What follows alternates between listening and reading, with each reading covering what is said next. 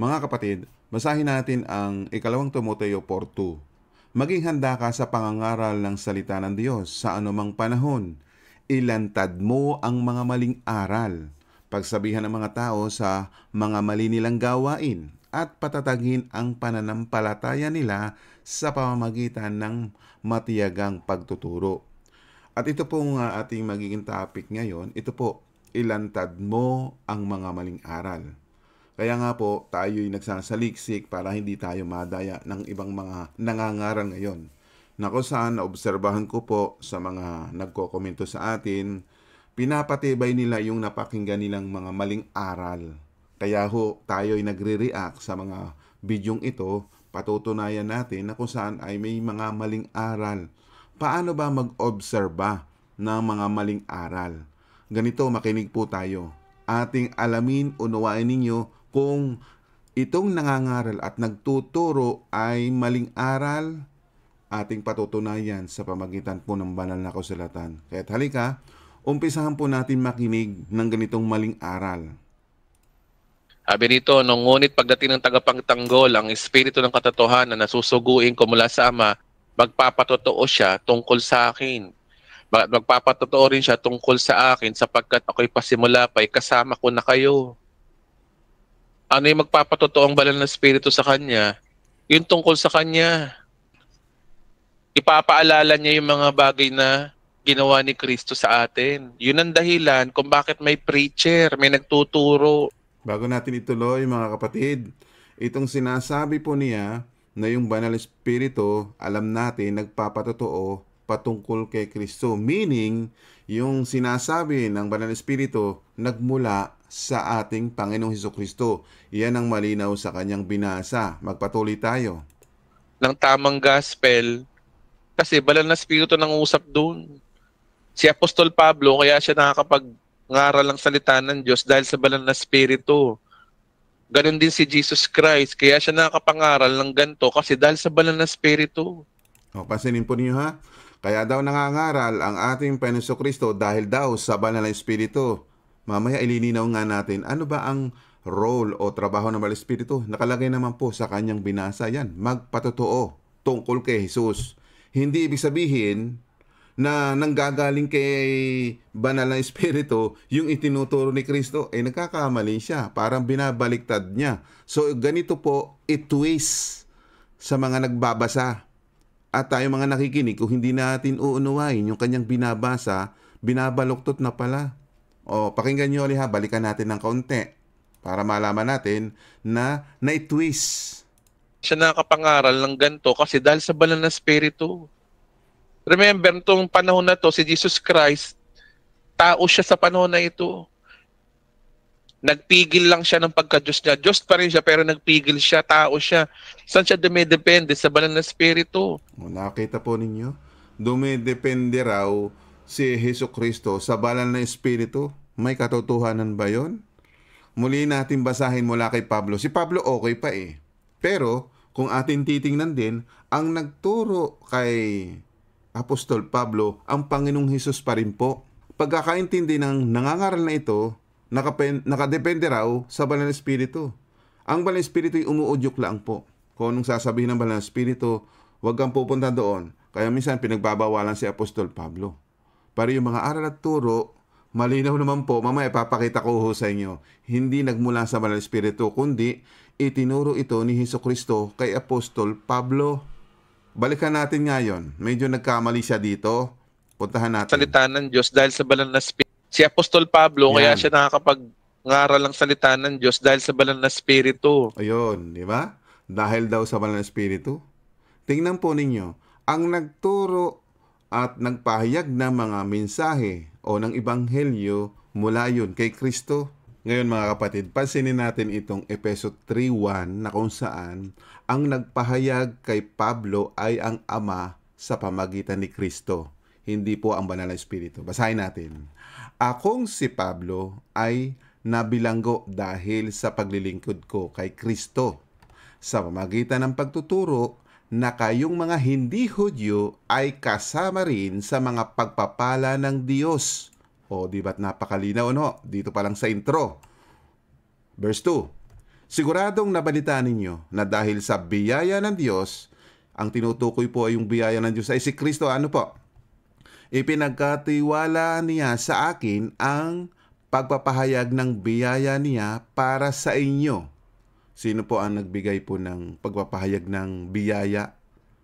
Ang Diyos, malinaw po, yung Ama. Tuloy natin sa verse 3. Gaya ng nabanggit ko sa sulat na ito, ang Diyos mismo ang nagpahayag sa akin tungkol sa kanyang lihim na plano para sa inyo. O di ba't napakalinaw naman po? Ang Diyos po ang nagpahayag ng lihim. Hindi po yung banal na espiritu, no ho? O verse 4. Habang binabasa ninyo ang sulat kong ito, malalaman ninyo ang pagkakaunawa ko tungkol sa lihim na plano ng Diyos para sa inyo sa pamamagitan ni Kristo. Malinaw po ba?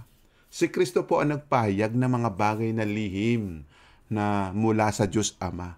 Ay ang kanyang pagkaunawa, yung daw ang banal na espiritu, ay nagkakamali po siya. Ito, balikan natin mga kapatid. Dahil sa hindi siya nakakaunawa, kung kayo ay tagasunod nito, pastor nyo siya, membro kayo niyan, di ililigaw kayo ng taong ito. O, pansinin nyo ha, balikan natin yung kanyang sinabi na mula daw sa banal na espiritu, yung ipinapahayag ni Apostol Pablo. Pansinin nyo ha, tingnan nyo. Si Apostol Pablo, kaya siya nakakapag-ngaral ng salita ng Diyos dahil sa banal na espiritu. O, di ba? Kaya daw nakakapangaral. Linaw-linaw yung ating sinabi, nanggaling mismo sa Diyos Ama sa pamagitan ni Hesus Kristo. Magpatuloy po tayo sa kanyang ipinapangaral na may kasinungalingan. Binabaluktot yung aral ni Kristo. Ano po? Magpatuloy po tayo. Ganon din si Jesus Christ. O, ganun din daw si Jesus Christ. Nakadepende raw kay Holy Spirit o sa banal na espiritu. Nagkakamali itong mga ngaral na ito. Pansinin po ninyo ha, mamaya pababasa ko sa inyo. Kaya siya nakakapangaral ng ganito kasi dahil sa banal na espiritu. Kaya daw nakakapangaral daw si Hesus Kristo dahil daw sa banal na espiritu. O, tingnan natin mamaya sa mga kasulatan. Remember, itong panahon na to, si Jesus Christ, tao siya sa panahon na ito. Nagpigil lang siya ng pagka-Diyos niya. Diyos pa rin siya pero nagpigil siya, tao siya. Saan siya dumidepende? Sa banal na espiritu. Tingnan po ninyo, yun. Doon itinetwist, nakadepende daw sa banal na espiritu. Samantalang doon sa kanyang binasa, sabi po dito, ngunit sa pagdating ng tagapagtanggol, si Jesus ang nagsasalita dito. Ang espiritu ng katotohanan, ibig sabihin po, yung Espiritu Santo, magtuturo ng katotohanan. Ang sabi po dito ni Jesus, nasusuguin ko mula sa Ama. O tingnan po ninyo ha, isusugo nga ng ating Panginoong Kristo na nagmula sa Ama. Tapos magtuturo siya tungkol sa akin. Tingnan po ninyo, ano ba yung tuturo ng Banal na Espiritu? Tungkol kay Jesus. Paano ba sasabihin daw na nakadepende ang ating Panginoong Kristo sa Banal na Espiritu? Malinaw na po dito, di ba? Kaya itinitwist nila para kayo ay lituhin. Kung hindi talaga kayo uunawa, may mga ganitong nangangaral na hindi rin nakakaunawa. Kaya magkakaroon ng tinatawag na domino effect. Kung ano yung sinabi ng pastor na ito, na mangangaral na ito, ay mali ang unawa, damay na yung makikinig sa kanya. Pansin po ba ninyo? Patuloy natin ang kanyang mga pinapangaral na may kasunungalingan. Ano ho? Wala sa Ebanghelyo ni Kristo kanyang itinuturo. Kaya yung mga sinasabi ni Jesus Christ galing sa banal na espiritu. O yun, tama. Lahat daw ng sinasabi ni Jesus Christ galing sa banal na espiritu. Mamaya papakita ko sa inyo yung mga tamang aral na mababasa natin sa banal na kasulatan. Tingnan nyo, ang laki ng ministry pala ng banal na espiritu, hindi natin naiintindihan. Akala lang natin, ano lang siya, parang elemento lang. Ang laki daw ng, gampanin daw ng banal na espiritu. Tandaan po ninyo, ang kanyang role, para ipakita natin, marami na tayong napag-aralan patungkol sa banal na espiritu. Tagatulong, tagagabay, tagapag-alala ang banal na espiritu. Kaya nga ipinapaalala ang alin? Yung mga aral at turo ni Kristo. Iyan ang katotohanan po. Hindi mo sasabihin na galing sa banal na espiritu ang sasabihin ni Jesus Christ. Mali po. Kasi tinatwist niya, yung ang sasabihin ng banal na espiritu nang gagaling sa ating Panginoon Kristo. So yung mga bagay na yan, ating tutuklasin. So ngayon, tingnan nga natin yung sinabi niya kanina na nakadepende daw si Jesus Christ sa Banal na Espiritu. Ibig sabihin, nanggagaling daw sa Banal na Espiritu yung lahat ng sinasabi ni Jesus Christ. So nagkakamali siya. Ngayon, ating aalamin. Kaya po ang ating topic ngayon, balikan natin ito. Maging handa ka sa pangangaral ng salita ng Diyos sa anumang panahon. Ilantad mo ang mga maling aral. So ilalantad natin ang mga itinuturo nila ngayon. Pagsasabihan natin ang mga tao. Ngayon, pagsasabihan kayo bang nakikinig sa ganitong mga ngaral? Paniniwalaan ba ninyo? Ngayon, alam ba ninyo na mali yung kanilang ginagawa?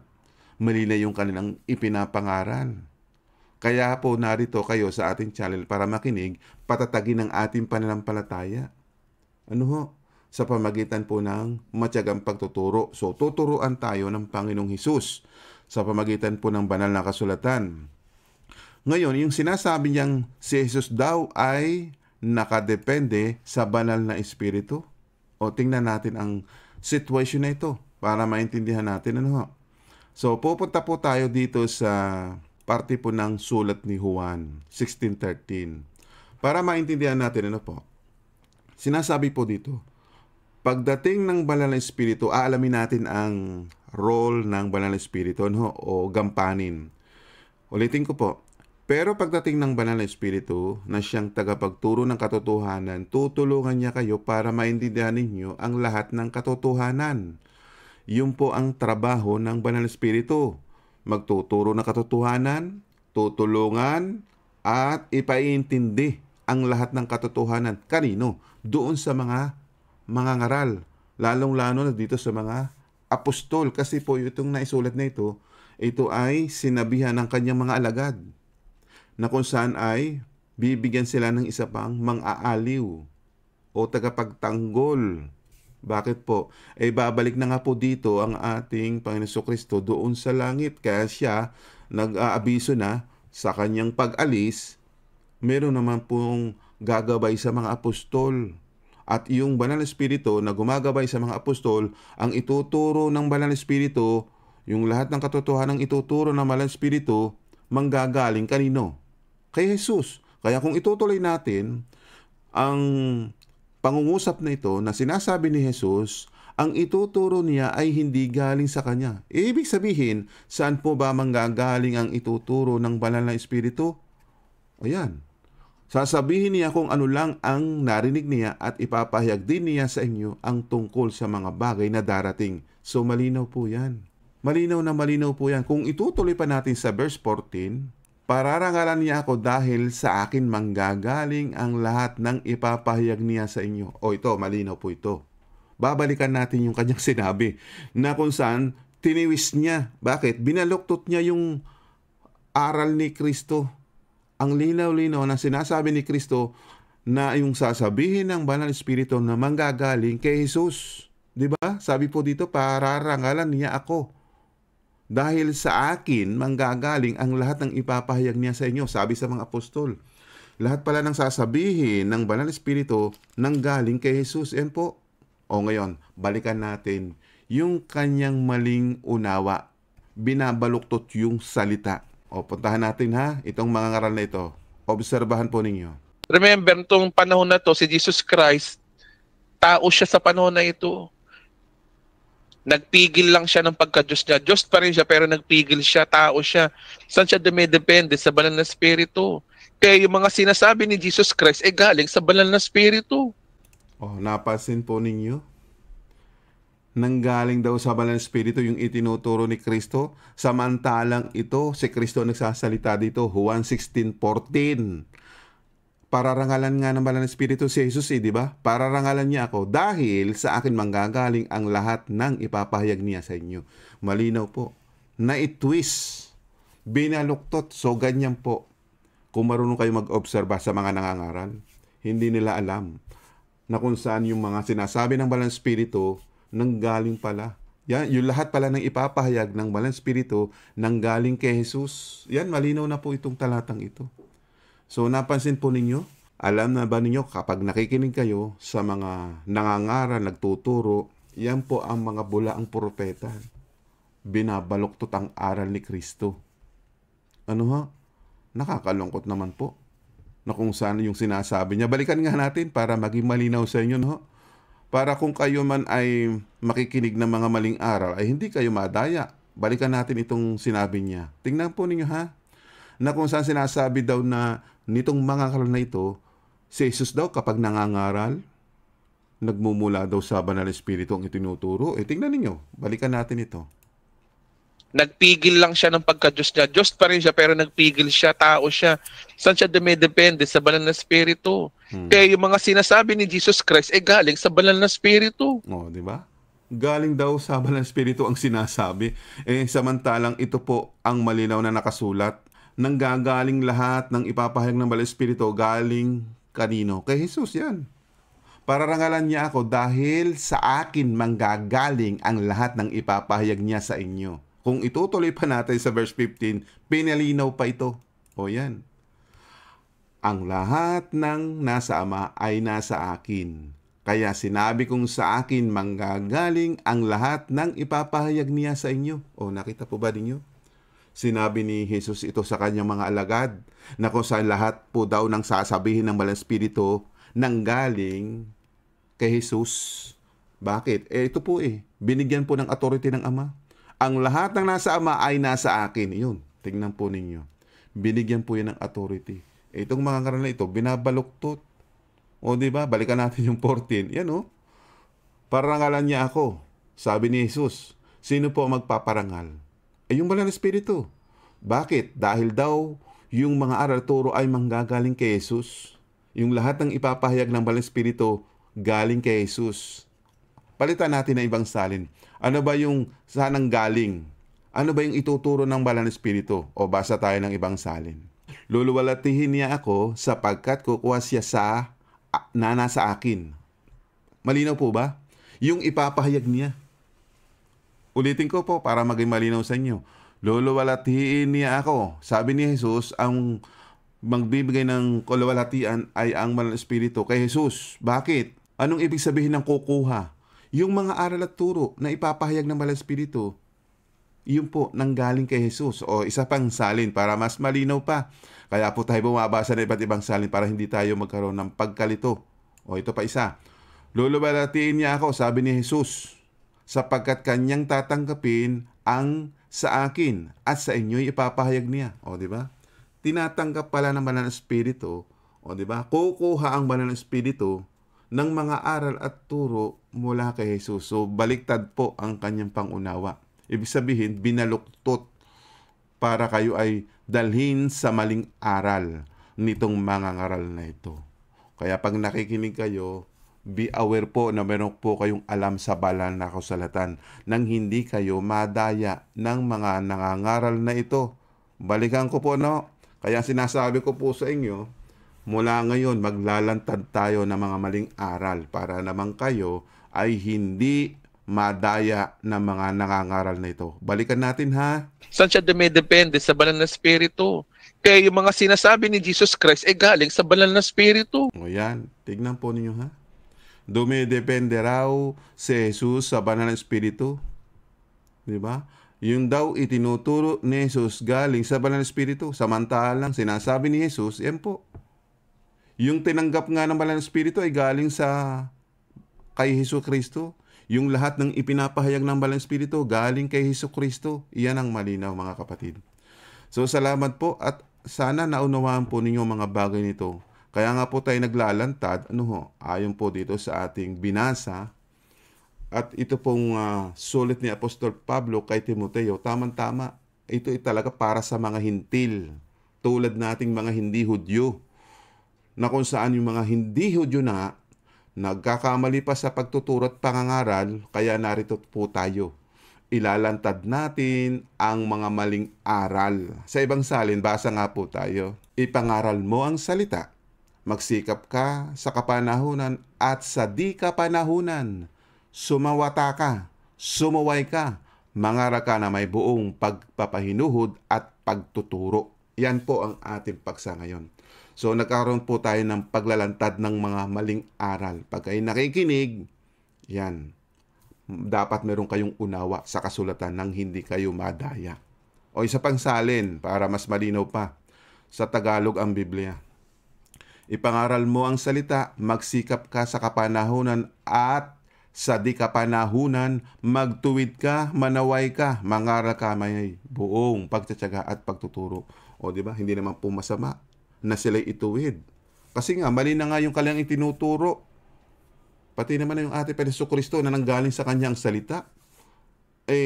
Siya na mismo nga nagsabi na ang lahat ng ituturo ng Banal na Espiritu ay magmumula kay Jesucristo. Ang Ama ang nagbigay ng authority sa ating Panginoong Hesus. O, patunayan natin na kung saan ay naibigay na po ang kapamalaan o kapangyarihan kay Jesucristo. O, to, papakita ko po sa inyo, no? Para maintindihan natin, para magkaroon tayo ng pangunawa sa ating binabasa. Ito po, Mateo 28:18. Lumapit si Jesus at sinabi sa kanila, doon sa mga alagad po, ang lahat ng autoridad sa langit at sa ibabaw ng lupa ay ibinigay na sa akin. So, malinaw po ba? Ibang salin, bagbasa rin tayo. Basa tayo ng iba't ibang salin para mas malinaw. At lumapit si Jesus sa kanila at sila'y kaniyang kinausap na sinasabi ang lahat ng kapahamalaan. O, di ba? Yung kanina autoridad sa una nating binasa. Kapahamalaan, yung ibig sabihin po ng autoridad. O, di ba? Ano yung kapahamalaan? Saan? Sa langit at sa ibabaw ng lupa ay naibigay na sa akin. O, di ba? Iyan ang kagandahan, langit at sa lupa. O, ngayon, ang kanyang ipapaunawa sa atin, ang Banal na Espiritu daw, doon daw nakatipende ang ating Panginoong Jesucristo. Mali po ang mga ngaral na yon. Kung gusto niyo malaman kung sino yun, mag-comment down below kayo sa channel. At doon ko sasabihin sa inyo.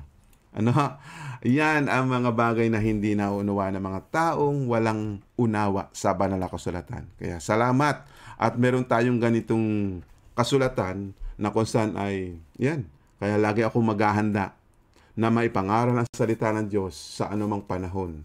May lantad lang po ang mga maling aral at pagtuturo ng mga nangangaral na ito. At salamat po sa inyong panahon at pakikinig. Kung kayo po ay nakaunawa, huwag kang makalimot na mag-like.